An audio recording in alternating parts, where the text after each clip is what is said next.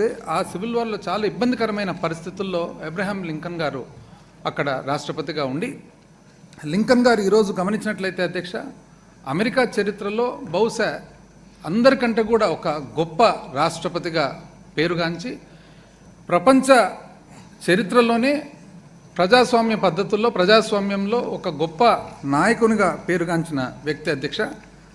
తాను అధ్యక్ష గెటిస్బర్గ్ అడ్రస్ అని చెప్పి ఒక గొప్ప స్పీచ్ ఇవ్వడం జరిగింది అధ్యక్ష. ఇది నవంబర్ 19, 1863లో గెటిస్బర్గ్ అనే ఊరు అధ్యక్ష, పెన్సిల్వేనియా అనే స్టేట్లో గెటిస్బర్గ్ అనే ఊరిలో తాను ఈ స్పీచ్ ఇస్తాడు అధ్యక్ష. గెటిస్బర్గ్ ఆ సివిల్ వార్లో ఏదైతే ఉందో అతి గొప్ప యుద్ధంగా ఉండి ఎంతోమంది చనిపోతారు అధ్యక్ష. చనిపోయినప్పుడు యూనియన్ తరఫున, అంటే అమెరికాలో ఉండే నార్దర్న్ స్టేట్స్ తరఫున ఎవరైతే చనిపోయిన వాళ్ళు ఉన్నారో వాళ్ళకి నివాళులు అర్పించేదానికి ఆ స్పీచ్ ఇస్తే, ఆ స్పీచ్లో అంటాడు అధ్యక్ష, urge the nation to ensure that these dead shall not have died in vain, that this nation under God shall have a new birth of freedom, and the government of the people, by the people, for the people shall not perish from the earth. ఎవరైతే చనిపోయినారో యుద్ధంలో వాళ్ళ చావు ఎట్టి పరిస్థితుల్లో కూడా వృధా కాకుండా వాళ్ళ సేవ ఏదైతే ఉందో ఆ సేవ వలన ఒక కొత్త దేశం ఏర్పడుతుంది.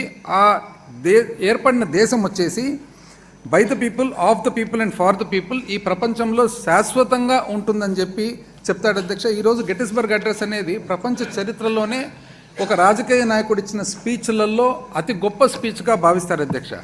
నేను ఎందుకు ఇంత డీటెయిల్గా చెప్తా ఉన్నానంటే అధ్యక్ష, ఇక్కడ కొటేషన్స్ కానీ సందర్భాలు కానీ మాట్లాడిన వారు కానీ ఇవన్నిటికి కూడా మన ప్రభుత్వానికి కానీ మన పాలన కానీ మన గౌరవ ముఖ్యమంత్రి గారి ఆలోచనకు ఆశయాలకు అనుగుణంగా ఉన్నాయి. కాబట్టి ఇవన్నీ కూడా నేను ఇంత డీటెయిల్గా చెప్తా ఉన్నాను అధ్యక్ష. ఎందుకంటే సభకు కానీ సభ ద్వారా రాష్ట్ర ప్రజలందరికీ కూడా ప్రతి ఒక్క పాలసీ ఏదైతే ఉందో ఆ పాలసీ అంతా కూడా దాని ఆరిజిన్ ఎక్కడి నుంచి మనము ఎక్కడి నుంచి మనం ఆలోచన కలిగింది, అది ఎండ్ అయ్యేది కూడా ఎక్కడ అని చెప్పేసి తెలుసుకోవాలనే ఉద్దేశంతో ఇవన్నీ చెప్తున్నాను అధ్యక్ష.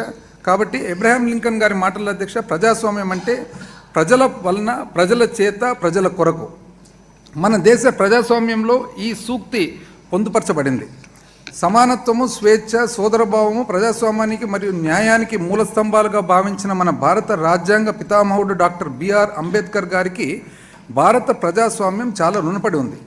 మన రాజ్యాంగ నిర్మాత మరియు దార్శనికునైన వీరికి నివాళులు అర్పిస్తూ మా ప్రభుత్వం విజయవాడలోని స్వరాజ్ మైదానంలో ప్రపంచంలోనే అత్యంత ఎత్తైన 125 అడుగుల డాక్టర్ అంబేద్కర్ విగ్రహము, స్టాచ్యూ ఆఫ్ సోషల్ జస్టిస్ను ఏర్పాటు చేసింది.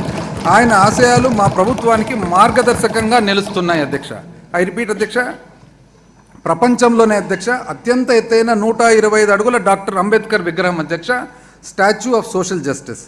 మా ప్రభుత్వము ఈ ఇద్దరి దార్శనికుల ఆలోచనలను కార్యరూపంలోకి తీసుకువచ్చింది. మా ప్రభుత్వం ప్రజల చేత, ప్రజల కోసం పనిచేసే ప్రజాప్రభుత్వం అని నిరూపించింది. అసమానతలను రూపమాపడం, వెనుకబడిన వర్గాల వారికి రక్షణ మరియు సాధికారతను ఇవ్వడం, నాణ్యమైన విద్య, పోషణ, ఆరోగ్య సంరక్షణ, జీవనోపాధి కల్పించే కార్యక్రమాలు చేపట్టడానికి ఆర్థిక సహాయం చేయడం లాంటివి మా ప్రభుత్వ నైతిక బాధ్యతగా భావిస్తుంది. సుస్థిరమైన అభివృద్ధికి ఇవన్నీ అత్యంత ముఖ్యమైన సూచికలని మా ప్రభుత్వం నమ్ముతుంది. మన గౌరవ ముఖ్యమంత్రి గారి నాయకత్వం, సేవా స్ఫూర్తి మరియు మార్గదర్శకత్వంలో మా ప్రభుత్వం అడుగడుగునా ప్రేరణ పొంది వాగ్దానాల అమలులో మరియు ప్రజల ఆకాంక్షలను నెరవేర్చడంలో సఫలీకృతమైంది. గౌరవ ముఖ్యమంత్రి గారు ప్రజల సంక్షేమం పట్ల ప్రదర్శించిన అంకిత భావం మరియు బాధ్యత 2000 సంవత్సరాల క్రితం ఆర్థిక శాస్త్రాన్ని రచించిన కౌటిల్యుడు చెప్పిన సూత్రాలను ప్రతిబింబింపజేస్తున్నాయి. కౌటిల్యుడు అధ్యక్ష అందరికీ తెలుసు. కౌటిల్యుడు, విష్ణుగుప్త, మరి ఈరోజు మనం చాణక్య అని అంటూ ఉంటాము, అర్థశాస్త్ర రచయిత, ఒక గొప్ప విద్యావేత్త, రచయిత, మరి తత్వవేత్త, ఆర్థికవేత్త, న్యాయవేత్త, అన్ని రకాలుగా తాను మరి అన్ని హంగులుగా తనకున్న శక్తులతో మన మౌర్య ఎంపైర్ ఏదైతే ఉంటుందో ఆ మౌర్య ఎంపైర్కు, చంద్రగుప్త మౌర్యకు తాను చీఫ్ అడ్వైజర్గా ఉంటారు అధ్యక్ష. తాను రాసిన అర్థశాస్త్రము ఈరోజు చాలామంది మనం అనుకుంటాం అధ్యక్ష, అర్థశాస్త్రం అన్న తర్వాత కేవలం అది యుద్ధానికి సంబంధించినదని. వాస్తవానికి యుద్ధం కంటే కూడా అర్థశాస్త్రము పరిపాలన పట్ల, పన్నులు విధించడం పట్ల, ప్రజా సంక్షేమం పట్ల, ప్రజలకు సంబంధించిన ఏ విధమైన పాలన ఇవ్వడం అనే దాన్ని బట్టి అధ్యక్ష. అయితే కౌటిల్యుడు చెప్తాడు అధ్యక్ష, ప్రజా సుఖే సుఖం రాజా, ప్రజానాంతు హితే హితం. అంటే in the happiness of subject lies the happiness of the king and the welfare of the public lies is welfare అధ్యక్ష. పాలకుడు అనేవాడు తన ప్రజల ఆనందాన్ని మరియు శ్రేయస్సును తన సొంత ఆనందం మరియు శ్రేయస్సుగా భావించేవాడు అని చెప్పేసి చాణక్యుడు చెప్తాడు. ఈరోజు ఎటువంటి సంకోచం లేకుండా చెప్పొచ్చు అధ్యక్ష, మనము మన ప్రభుత్వం కానీ మన గౌరవ ముఖ్యమంత్రి కానీ అర్థశాస్త్రంలో చాణక్యుడు ఏదైతే చెప్తాడో అదే విధమైన పాలన ఈరోజు అందింపజేస్తూ ఉన్నామని చెప్పి తెలియజేస్తా ఉన్నాను అధ్యక్ష.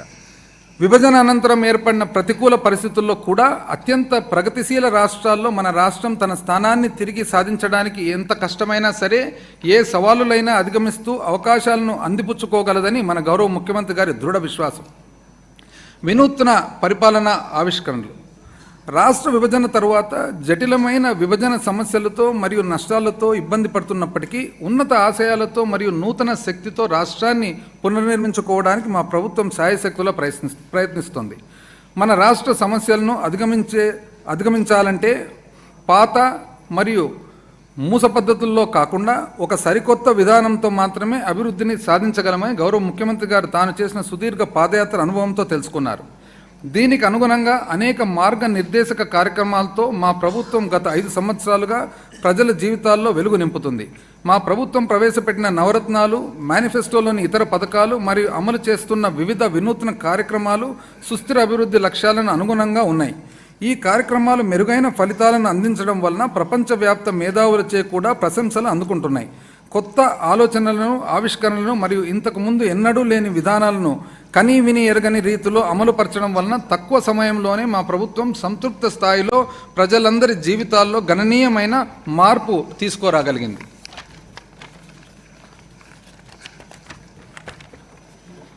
ప్రముఖ ఆర్థికవేత్త జేఎం కీన్స్ మాటల అధ్యక్ష, అగైన్ జాన్ మెనార్డ్ కీన్స్ అధ్యక్ష, ఒక గొప్ప ఆర్థికవేత్త మరి తత్వవేత్త. తాను మొట్టమొదటిసారిగా ప్రపంచానికి మ్యాక్రో ఎకనామిక్స్ అనే పదము ప్రపంచానికి తెలియజేశాడు అధ్యక్ష. స్థూల అర్థశాస్త్రం 20వ శతాబ్దంలో దాదాపు అందరిపై కూడా ఎక్కువ తనకున్న ఇన్ఫ్లుయెన్స్ అనేది చాటి చూపగలిగినారు అధ్యక్ష.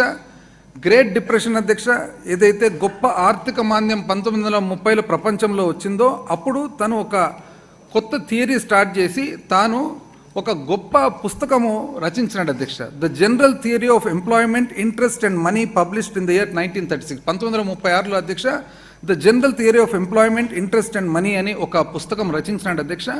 తాను ఏమంటాడంటే, ఏదైనా కానీ ఇబ్బందులు కలిగినప్పుడు కానీ, ఆర్థిక మాంద్యం ఉన్నప్పుడు కానీ, డిప్రెషన్ ఉన్నప్పుడు కానీ తాను ప్రభుత్వం అనేది ఇంకా ఎక్కువ ఖర్చు పెట్టాల్సిన అవసరం ఉంది, ఎక్కువ ఖర్చు పెడితే అప్పుడే మనం మళ్ళీ ఆ మాంద్యం నుంచి బయటపడతామనే థియరీ ఆయన మొట్టమొదటిసారిగా ఆయన ప్రపంచానికి అంతా చాటి చెప్పాడు అధ్యక్ష. అంతవరకు డిప్రెషన్ అనేది ఉన్నప్పుడు ఎప్పుడు కూడా మనం ఇంకా ఖర్చు కంట్రోల్ చేసుకోవాలి అనే ఒక ఆలోచన నుంచి డిప్రెషన్ ఉన్నప్పుడు ఆర్థికంగా మనం తగ్గులో ఉన్నప్పుడు ఇంకా పైకి తీసుకురావాలని అధ్యక్ష. తానేమంటాడంటే, his radical idea that government should spend money that they don't have has actually saved capitalism అని. అంటే ప్రభుత్వం దగ్గర డబ్బులు లేకున్నా కూడా, లేనప్పటికీ కూడా ఆర్థిక మాంద్యం ఉన్నప్పుడు కానీ, ఇబ్బందులు ఉన్నప్పుడు కానీ మనం ఇంకా కొద్దిగా ఖర్చు పెట్టాల్సిన అవసరం ఉంది అని చెప్పి తను తెలియజేశాడు అధ్యక్ష.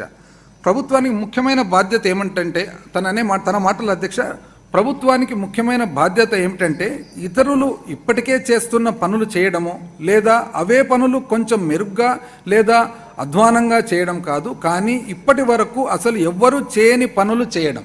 ఐ రిపీట్ అధ్యక్ష, ఇప్పటి వరకు అసలు ఎవరు చేయని పనులు చేయడం. ఈరోజు మనం గర్వంగా చెప్పొచ్చు అధ్యక్ష, మన ప్రభుత్వం కానీ గౌరవ ముఖ్యమంత్రి గారు కానీ తీసుకున్న నిర్ణయాలు ఏవైతే ఉన్నాయో, పరిపాలన ఏదైతే ఇచ్చామో ఇప్పటి వరకు ఎవ్వరు కూడా చేయలేదని చెప్పి ఈరోజు గర్వంగా మనం చెప్పొచ్చు అధ్యక్ష. మా ప్రభుత్వం యొక్క కొన్ని ముఖ్యమైన వినూత్న కార్యక్రమాల ప్రభావం మరియు వాటి సత్ఫలితాలను గౌరవ సభకు తెలియజేస్తున్నాను అధ్యక్ష. మన విధానాలు అధ్యక్ష 7 భాగాలుగా మనం దాన్ని విభజించవచ్చు అధ్యక్ష. ఆ 7 భాగాలు కూడా ఒక భాగం తర్వాత ఒక భాగము క్లియర్గా ఆ విధానం ఏమి, ఆ పరిపాలన విధానం ఏమి, ఆ ఆలోచన ఏమి, ఆ ఆలోచన వెనకాల దానికి కారణమేమి, అయితే ఆ ఆలోచన పరిపాలన వలన యాక్చువల్గా రిజల్ట్ ఏమి, అవుట్కమ్ ఏమనేది కూడా నేను చెప్పబోతా ఉన్నాను అధ్యక్ష. ఎందుకంటే ఈ బడ్జెట్లో ఈ ముఖ్యంగా అవుట్కమ్ అధ్యక్ష 5 సంవత్సరాల పాలన తర్వాత అవుట్కమ్ ఏమొచ్చింది అనేది అధ్యక్ష. అయితే ఆ 7 విధానాలు వచ్చేసి అధ్యక్ష, సుపరిపాలన ఆంధ్ర, సామర్థ్య ఆంధ్ర, మన మహిళా మహారాణుల ఆంధ్ర. అధ్యక్ష, ఐ రిపీట్ అధ్యక్ష, మన మహిళా మహారాణుల ఆంధ్ర, అన్నపూర్ణ ఆంధ్ర, సంక్షేమ ఆంధ్ర, సంపన్న ఆంధ్ర, భూభద్ర ఆంధ్ర. మొట్టమొదటి అధ్యక్ష, సుపరిపాలన ఆంధ్ర. పాలనా వికేంద్రీకరణ, గడప వద్దకే ప్రభుత్వం. ప్రజల సాధికారత మరియు వికేంద్రీకరణలు సుపరిపాలన మరియు అభివృద్ధికి అత్యంత ముఖ్యమైనవి. వీటిని ప్రజల చెంతకు తీసుకువెళ్లే దిశగా మా ప్రభుత్వం అనేక చర్యలను చేపట్టింది. ఇందులో భాగంగా గ్రామ స్థాయి నుంచి ప్రభుత్వాన్ని పటిష్టపరచడం, విస్తృత స్థాయిలో పాలనా విభాగాలను పునర్వ్యవస్థీకరించడం మరియు సమాజంలోని వివిధ వర్గాల వారికి సాధికారతను అందించడం జరిగింది. పాలనా వికేంద్రీకరణలో భాగంగా జిల్లాలు మరియు పోలీస్ వ్యవస్థ పునర్వ్యవస్థీకరణ మాత్రమే కాకుండా స్థానిక సంస్థలను బలోపేతం చేయడమైనది. కమ్యూనిటీ కాంట్రాక్టుల విధానం స్థానిక పాలనలో పౌరుల చురుకైన భాగస్వామ్యాన్ని మరియు యాజమాన్య భావాన్ని ప్రోత్సహించి చిట్ట చివరి స్థాయి వరకు ప్రజాస్వామ్యాన్ని పటిష్టపరిచింది. దాదాపు 1,35,000 మంది ఉద్యోగులతో, ఐ రిపీట్ అధ్యక్ష, దాదాపు 1,35,000 మంది ఉద్యోగులతో 15,004 గ్రామ మరియు వార్డు సచివాలయాలను ఏర్పాటు చేయడం, 2,66,000 మంది వాలంటీర్ల నియామకం చేయడం ద్వారా సకాలంలో అర్హులైన లబ్ధిదారులందరికీ ఎటువంటి లోపాలు లేకుండా పారదర్శకంగా సంక్షేమ పథకాలు మరియు పౌర కేంద్రీకృత సేవలు గడప గడపకు అందించగలుగుతున్నాము. అందుబాటులో ఉన్న వనరులను సముచితంగా వినియోగించి జిల్లాల సంఖ్యను 13 నుండి 26కు, రెవెన్యూ డివిజన్లను 52 నుంచి 77కి పెంచడం ద్వారా మా ప్రభుత్వం పరిపాలనాపరమైన పునర్నిర్మాణాన్ని చేపట్టింది. కొత్తగా ఏర్పాటు చేసిన 25 రెవెన్యూ డివిజన్లలో కుప్పం కూడా ఒకటి. ఇది ప్రజలకు పాలనలో మరింత చేరువ చేయడంతో పాటు ప్రభుత్వాన్ని మరింత జవాబుదారీగా మరియు సమర్థవంతంగా చేసింది. నూతన సమీకృత కలెక్టరేట్ భవన సముదాయాల నిర్మాణం ప్రజలకు సేవలను మరింత చేరువ చేసింది. పౌరుల రక్షణ మరియు భద్రతను పెంపొందించడానికి మా ప్రభుత్వం పునర్వ్యవస్థీకరణలో భాగంగా అవసరమైన చోట కొత్త పోలీస్ సబ్ డివిజన్లను మరియు పోలీస్ స్టేషన్లను ఏర్పాటు చేసింది. ఉదాహరణకు కుప్పం పోలీస్ సబ్ డివిజన్ను 6 పోలీస్ స్టేషన్ల పరిధితో ఏర్పాటు చేయడం జరిగింది. అధ్యక్ష, రెవెన్యూ డివిజన్ కానీ పోలీస్ సబ్ డివిజన్ కానీ కుప్పం అని చెప్పి నేను ప్రత్యేకంగా ఎందుకు చెప్తున్నానంటే, అది వేరే ఆలోచనతో కాదు అధ్యక్ష. ఈరోజు దురదృష్టవశాత్తు లేరు లీడర్ ఆఫ్ అపోజిషన్, కానీ ఉన్నింటే మన ప్రభుత్వం కానీ మన పాలన కానీ గౌరవ ముఖ్యమంత్రి గారు కానీ ఏదైనా కానీ అందరికీ సమానత్వం, ఏ ఒక్కరిని కూడా తక్కువగా ఎక్కువగా చూడకుండా ప్రతి ఒక్కరిని సమానత్వంతో నీడ్ బేస్డ్ గవర్నెన్స్ ఇచ్చినామని చెప్పి తెలియజేసేదానికి నేను చెప్తా ఉన్నాను అధ్యక్ష. లేకుంటే ఈరోజు ఈ సమయంలో రెవెన్యూ డివిజన్ కానీ పోలీస్ సబ్ డివిజన్ కానీ కుప్పంకి వచ్చిందంటే అది మన పరిపాలన అనేది ఒక చిహ్నం అని చెప్పి మీకు తెలియజేస్తా ఉన్నాను అధ్యక్ష. ప్రతి జిల్లాలో దిశ పోలీస్ స్టేషన్లు ఏర్పాటు చేయడమే కాకుండా రాష్ట్ర వ్యాప్తంగా పుణ్యక్షేత్రాలు మరియు పర్యాటక ప్రాధాన్యత కలిగిన 20 ముఖ్య ప్రాంతాల్లో పర్యాటక పోలీస్ స్టేషన్లు ప్రారంభించబడ్డాయి. భద్రత మౌలిక సదుపాయాలు పెంచడం ద్వారా ప్రజా భద్రత మరింత మెరుగుపడింది. గడప గడపకు మన ప్రభుత్వం అనే కార్యక్రమం ద్వారా ప్రజాప్రతినిధులు పౌరుల నుండి నేరుగా ప్రాథమిక సౌకర్యాలు మరియు మౌలిక సదుపాయాల అవసరాలను తెలుసుకొని వాటిని సమకూర్చడం ద్వారా బాధ్యతాయుతమైన పాలన అందజేస్తున్నారు. ఈ కార్యక్రమంలో భాగంగా అత్యధిక ప్రాధాన్యత కలిగిన 58,288 పనులను 2,356 కోట్ల రూపాయల అంచనా వ్యయంతో మంజూరు చేయగా ఇప్పటి వరకు 729 కోట్ల రూపాయలతో 17,239 పనులు పూర్తయ్యాయి. రాష్ట్రంలో భాగస్వామ్య ప్రజాస్వామ్యాన్ని ముందుకు తీసుకువెళ్లడమే కాకుండా స్థానిక సంస్థలను ఆర్థికంగా మరింత బలోపేతం చేయడానికి మా ప్రభుత్వం 4వ